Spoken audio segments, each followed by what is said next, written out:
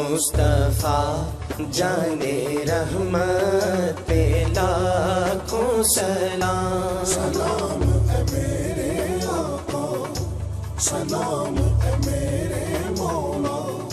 نحمدہ ونصلی ونسلم علی رسولہ الکریم وعلی آلہ واصحابہ اجمعین، اما بعد۔ اعوذ باللہ من الشیطان الرجیم، بسم اللہ الرحمن الرحیم۔ ناظرین و سامعین، السلام علیکم ورحمۃ اللہ وبرکاتہ۔ تحفہ درود و سلام، یہ موضوع ہے ہماری گفتگو کا۔ وہ تحفہ جو اللہ تعالیٰ کی طرف سے ملا، وہ تحفہ جو ہمارے نصیب جگمگا دیتا ہے، وہ تحفہ جو ہماری خطائیں بخشوا دیتا ہے، وہ تحفہ جو ہمارے غم دور کر دیتا ہے، وہ تحفہ جو پریشانیوں کو دور کر دیتا ہے، وہ تحفہ جو خوشیاں لاتا ہے، وہ تحفہ جس کی برکتیں ختم ہی نہیں ہوتی، درود و سلام۔ اس پر گفتگو جاری ہے۔ میں نے آپ کو آیت کے حوالے سے کچھ بتایا، میں مزید ذکر کروں گا۔ آیت شروع ہوئی ہے انا کے لفظ سے، قطعیت ہے اس میں، یعنی یہ قطعی بات ہے، اس میں کوئی شک شبہ نہیں۔ یصلون، یصلون علی النبی کے الفاظ ہیں نا، یصلون، یہ صیغہ مضارع کا بتایا گیا گرامر کے حوالے سے۔ اس میں دوام و استمرار، کیا مطلب؟ ہمیش ہمیش، جس کو کہتے ہیں نا آپ فار ایور، ہمیشہ کے لیے، آلویز کا لفظ کہتے ہیں۔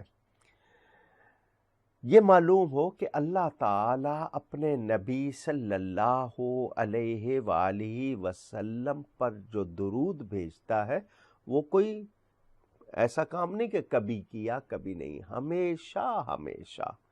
اور اللہ تعالیٰ کے لیے ہم جانتے ہیں اول کریم بلا ابتداء وآخر کریم بلا انتہاء۔ اللہ تعالیٰ اول ہے، اس کی کوئی ابتدا نہیں، وہ آخر ہے، اس کی کوئی انتہا نہیں۔ اللہ کا فعل اللہ کے ساتھ، ایک ہوتا ہے عمل، ایک ہوتا ہے فعل۔ یہ گرامر کے حوالے سے دو الگ لفظ ہیں، تو ان کے معنی میں بھی تھوڑا سا فرق۔ فعل میں جوارح سب شامل ہوتے ہیں، تو یہ اللہ تعالیٰ کا فعل ہے۔ اللہ کی کوئی ابتدا نہیں، اللہ تعالیٰ کی کوئی انتہا نہیں، اور اللہ کا فعل اللہ کے ساتھ ہے۔ تو کیا مطلب؟ کائنات نہیں تھی، کائنات نہیں ہوگی۔ کائنات کو فنا ہو سکتی ہے، کائنات نہیں تھی، اللہ تھا۔ کائنات نہیں ہوگی، اللہ ہوگا۔ تو کیا مطلب؟ میرے پیارے نبی صلی اللہ علیہ وسلم پر درود و سلام کا سلسلہ تو ختم ہو ہی نہیں سکتا، سوچا بھی نہیں جا سکتا، کیونکہ اللہ تعالی بھیجتا ہے، اور اللہ کا فعل اللہ کے ساتھ ہے۔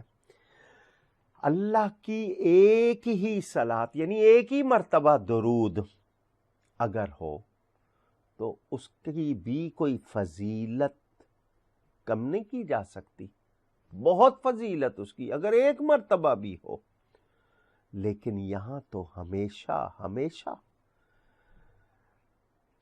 ہم سب چاہیں گے کہ اللہ کی ایک رحمت مل جائے، ہم پر نظر کرم ہو جائے، ہم پر مہربانی ہو جائے ایک ہی بار۔ وہاں تو ہمیشہ ہمیشہ ہے۔ اگر میں کسی عقل مند سے کہوں کہ ساری مخلوق کی، جتنی مخلوق ہے، ان کی تمام نیکیاں تیرے صحیفہ اعمال میں، نامہ اعمال میں ہوں، تجھے یہ پسند ہے؟ یا یہ کہ اللہ تعالیٰ کی ایک صلاۃ تجھ پر نازل ہو جائے؟ دونوں میں سے بتاؤ کیا چاہو گے؟ تو وہ یہی کہے گا کہ اللہ تعالیٰ کی صلاۃ اگر مجھ پر نازل ہو جائے، خواہ ایک ہی مرتبہ، وہ زیادہ بہتر ہے۔ یعنی اس کا بدل کوئی چیز نہیں، اس کے مثل، اس جیسی بھی کوئی چیز نہیں۔ تو اب اندازہ کیا جائے، ہم ایک کے لیے یہ کہیں کہ تمام مخلوق کی نیکیاں میرے نامہ اعمال میں ہوں، میں اس سے زیادہ چاہوں گا کہ اللہ کی ایک صلات مجھ پر نازل ہو جائے۔ تو جس ہستی پر مسلسل ہمیشہ صلات ہو رہی ہے، اس کی شان کا میں اور آپ کوئی اندازہ کر سکتے ہیں؟ ان کے مرتبہ و مقام کا کیا کوئی اندازہ کر سکتے ہیں؟ بالآخر یہی کہنا پڑتا ہے، بعد از خدا بزرگ توئی، قصہ مختصر۔ وہ پیارے نبی صلی اللہ علیہ وآلہ وسلم کتنی شان والے ہیں، ان کی شان کو میرے رب کے سوا کوئی اور جانتا ہی نہیں۔ تو ان پر ہمیشہ درود و سلام۔ اب مخلوق کو سوچنا چاہیے کہ ہر ایک کو رب نے شامل نہیں فرمایا اس حکم میں، فرمایا صرف مومن، اہل ایمان والوں کو فرمایا۔ تو مومن کو تو ناز کرنا چاہیے اپنے نصیب پر، اپنی قسمت پر، کہ اسے اس فعل کی، اس کام کی سعادت دی گئی ہے۔ کتنا بڑا اعزاز ہے، کتنا بڑا تحفہ ہے، کتنا بڑا انعام ہے۔ اہل احسان کو نہیں پکارا، جو ایمان والے نہیں ہیں ان کو نہیں، کہ وہ لائق ہی نہیں، یا ایھا الناس بھی نہیں، صرف فرمایا اہل ایمان، یا ایھا الذین آمنو۔ حضرت امام بخاری جنہوں نے حدیث شریف کی کتاب مرتب کی، صحیح بخاری شریف، اس کی کتاب تفسیر میں وہ حضرت ابو العالیہ کا قول نقل کرتے ہیں کہ اللہ تعالیٰ کا نبی پاک صلی اللہ علیہ وسلم پر درود بھیجنا یہ کہ وہ فرشتوں کی مجلس میں حضور صلی اللہ علیہ وآلہ وسلم کی تعریف و ثنا فرماتا ہے، اور فرشتوں کا درود بھیجنا یہ کہ وہ آپ کے شایان شان دعا کر کے خود برکت پاتے ہیں اور رب کی رضا پاتے ہیں۔ تفسیر جلالین کے حاشیے میں عارف ساوی فرماتے ہیں کہ اس آیت میں دلیل ہے کہ اللہ تعالیٰ کی مخلوق میں میرے پیارے نبی پاک صلی اللہ علیہ وآلہ وسلم افضل الخلق، یعنی کائنات میں سب سے بہتر، سب سے اعلیٰ، سب سے پیارے، اور محبت رحمت، یعنی وہ رحمت کا مرکز سمجھ لیں، منبع سمجھ لیں، اللہ کی رحمت ان پر اور ان کے ذریعے، ان کے واسطے سے تمام کائنات پر۔ اللہ کی وہ رحمت جو آپ کی تعظیم کے ساتھ ملی ہوئی ہے، تو یوں آپ کی رحمت اللہ کریم کی رحمت کے تابع ہو کر ہر شے کو شامل ہو گئی اللہ تعالیٰ کی عطا سے۔ یعنی اللہ تعالیٰ نے حضور صلی اللہ علیہ وسلم کو رحمت للعالمین بنایا، تو اللہ کی رحمت کے تابع ہو گئی حضور کی رحمت، اور پھر ساری کائنات کو ملی ہے، شامل ہو گئی۔ اور درود و سلام تمام رحمتوں کا محل کہہ لیں اور تجلیات کا منبع کہہ لیں۔ یہ درود و سلام وہ عمل ہو گیا کہ میں نے درود و سلام پڑھا تو سمجھیے میں نے سب نیکیاں کر لی، میں نے سب کچھ پا لیا۔ میں آپ کو شروع میں حدیث سنا چکا ہوں کہ یہ ایک کام وہ ہے جو میرے اور آپ کے لیے کتنی سعادت، کتنی برکت کا موجب ہے، ہم اس کا اندازہ ہی نہیں کر سکتے۔ لفظ کہاں پوری حقیقت بیان کرتے ہیں، میں اسی لیے کہہ رہا ہوں نا، اس کا اندازہ ہی نہیں کیا جا سکتا کہ یہ کتنی بڑی عزت اور سعادت ہے۔ مصطفیٰ جانے رحمت پہ لاکھوں سلام، سلام اے میرے آقا، سلام اے میرے مولا۔ मुस्तफ़ा जाने रहमत पे लाखों सलाम। सलाम है मेरे आका, सलाम है मेरे मौला। फरमाते हैं अहले ईमान की सलात में यानी दुरूद में हिकमत ये है कि उनको फजलो शरफ हासिल हो, यानी जो दुरूदो सलाम पढ़ता है वो खुद बुजुर्गी पाता है, शान पाता है, इज्जत पाता है।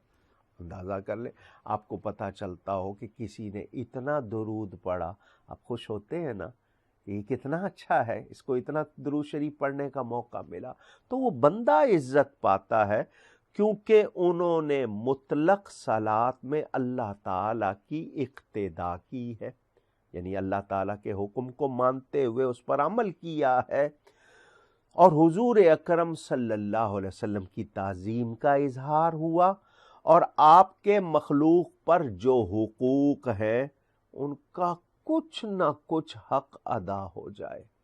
नबी पाक सल्लल्लाहु अलैहि वसल्लम का हम पर कितना हक है, हम कुछ भी कर लें वो अदा नहीं हो सकता। तो अल्लाह ताला ने ये तोहफा दे दिया कि ये पढ़ो ताकि कुछ हक अदा हो जाए। कितनी प्यारी बात है। तो हम दुरूद शरीफ पढ़कर दुरूदो सलाम भेजकर हुजूर सल्लल्लाहु अलैहि वसल्लम की ताज़ीम करते हुए कोशिश करते हैं कि उनके जो एहसान हैं हम पर और वो अल्लाह का हम पर एहसान है, तो हम उसमें कुछ, हमारा कोई अमल शायद उसका बदल नहीं हो सकता था, किसी तरह हक अदा करने वाला नहीं हो सकता था, तो ये दुरूदो सलाम अता फरमा दिया गया ताकि कुछ हक अदा हो जाए। और कितनी मेहरबानी, दुरूद उन पर भेज रहा हूँ, झोली मेरी भरी जा रही है, नवाजा मैं जा रहा हूँ। ये कितने करम की बातें हैं, कितनी प्यारी बातें हैं, क्योंकि हमें जो नेमत मिली है या जितनी नेमतें मिली हैं वो रसूल पाक सल्लल्लाहु अलैहि वसल्लम के वास्ते और वसीले ही से मिली हैं। वो ही ना होते, अल्लाह ताला उनको ना बनाता तो खुद फरमाता मैं अपना रब होना भी जाहिर ना करता, तो वो बाइसे तख्लीक़े कायनात है, वो ना होते तो कुछ भी ना होता। अल्लाह का फरमान है कि आपको ना बनाता तो मैं कुछ भी ना बनाता। तो हमें तो रब भी मिला है तो उनकी बरकत से मिला है, हमने रब ताला को पहचाना है तो उनके वसीले से पहचाना है। रब ताला ने अपना तारुफ करवाया है तो उनके ज़रिए करवाया है, उसको ज़रूरत नहीं, मुझे और आपको ज़रूरत है।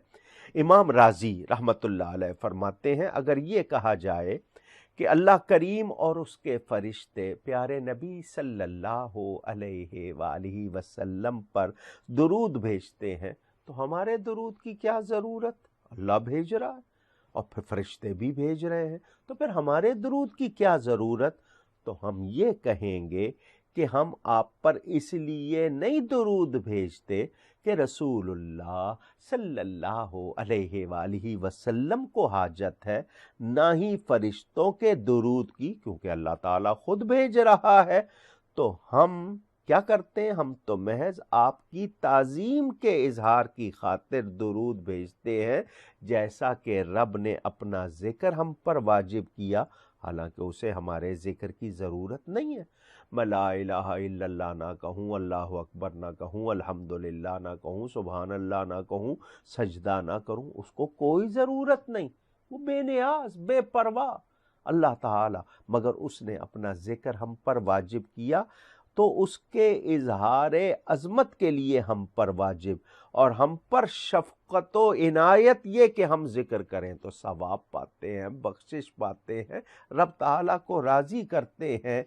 इसीलिए मेरे आका करीम सल्लल्लाहु अलैहि वसल्लम फरमाते हैं जो मुझ पर एक मर्तबा दुरूद भेजता है अल्लाह उस पर 10 मर्तबा दुरूद भेजता है। अब्दुल मजीद सालिक साहब ने एक बात लिखी, बात अल्लामा इकबाल हकीमुल उम्मत शायर मशरिक़ अल्लामा इकबाल के बारे में। उनसे पूछा कि आप हकीमुल उम्मत कैसे बन गए। हकीमुल उम्मत का मतलब उम्मत का दाना शख्स, वाइज मैन जिसको इंग्लिश में कहते हैं। आप इतने दाना और इतने سمجھدار، آپ مشہور ہیں، سارے آپ کو حکیم الامت کہتے ہیں، تو آپ کیسے بن گئے؟ تو علامہ اقبال نے جواب دیا کوئی مشکل نہیں، تم بھی بن سکتے ہو۔ کہ وہ کیسے؟ تو علامہ اقبال کہتے ہیں میں نے گن کر 1 کروڑ مرتبہ درود و سلام پڑھا ہے، 1 کروڑ مرتبہ گن کر۔ تو یہ اخبار میں بھی بات چھپی، کتابوں میں بھی، تو اندازہ کیجئے حضور اکرم صلی اللہ علیہ وسلم پر درود بھیجنے والا کتنا نوازا جاتا ہے، اور جو جتنا زیادہ، جتنی محبت، جتنے ادب سے بھیجتا ہے اتنا ہی اس پر کرم ہوتا ہے۔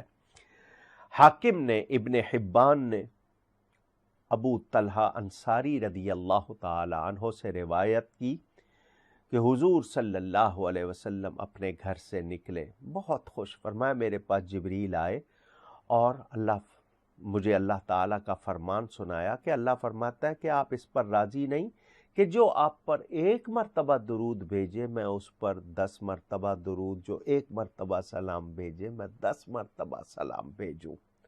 یعنی حضور کا تبسم، امت کا اتنا خیال، یعنی محبوب تمہارا امتی تم پر درود بھیجے تو میں اس پر 10 مرتبہ۔ اندازہ کیجئے یہ رسول پاک صلی اللہ علیہ وسلم کی نسبت کتنا بڑا انعام ہے۔ حضرت موسیٰ علیہ السلام نے تمنا کی، حضرت ابراہیم علیہ السلام نے تمنا کی، یا اللہ تو اپنے حبیب کا امتی بناتا ہم اور زیادہ شکر کرتے، ہمیں یہ اعزاز ملا ہے، یہ اس کی عطا ہے، ہمیں تو اپنی زبان درود و سلام سے تر رکھنی چاہیے، کوئی معمولی بات نہیں ہے۔ امام قسطلانی فرماتے ہیں کہ امام ابو القاسم القشیری نے اپنی تفسیر میں اس آیت کے تحت لکھا کہ اللہ تعالیٰ یہ چاہتا ہے کہ امت کی طرف سے اس کے حبیب کریم صلی اللہ علیہ وسلم کی بارگاہ میں کوئی نہ کوئی خدمت ایسی ضرور ہو جس کے بدلے میں آپ اس امتی کی شفاعت فرمائیں، اللہ کے حضور سفارش فرمائیں۔ اس لیے درود و سلام کا حکم دیا، اور اپنے پیارے نبی صلی اللہ علیہ وآلہ وسلم کی زبانی درود کے بدلے 10 رحمتیں نازل ہونے کا مژدہ، خوشخبری سنائی، تاکہ بندے، ہم سب کو رب کی رحمتوں کی حاجت ہے، تو بندے یہ کرتے رہیں اور بندوں کی حاجتیں پوری ہوتی رہیں۔ طریقہ بھی بتا دیا کہ انعام کس طرح ملے گا، ہم کیسے کامیاب ہوں گے، ہماری مرادیں کس طرح پوری ہوں گی، ہمیں طریقہ بھی بتا دیا، اور اتنا آسان طریقہ، ادھر کام بھی ہوں گے، ادھر ثواب اور رحمت سے جھولی بھی بھری رہے گی، یہ کوئی معمولی بات نہیں۔ امام غزالی رحمت اللہ علیہ فرماتے ہیں کہ حضور صلی اللہ علیہ وآلہ وسلم پر انواع و اقسام، طرح طرح کی تکریم کی بارش ہوتی ہے۔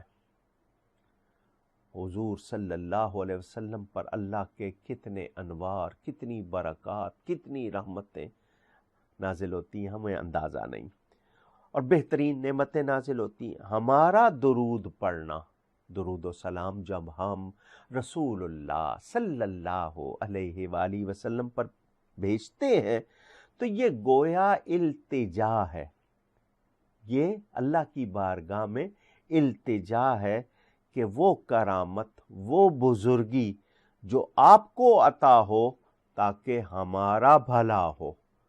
جو رحمتیں حضور پر ہوں حضور نے بانٹنی ہے، خود فرماتے ہیں انما انا قاسم واللہ یؤتی، اللہ عطا کرنے والا، میں بانٹنے والا، تو وہ تو بانٹتے ہیں۔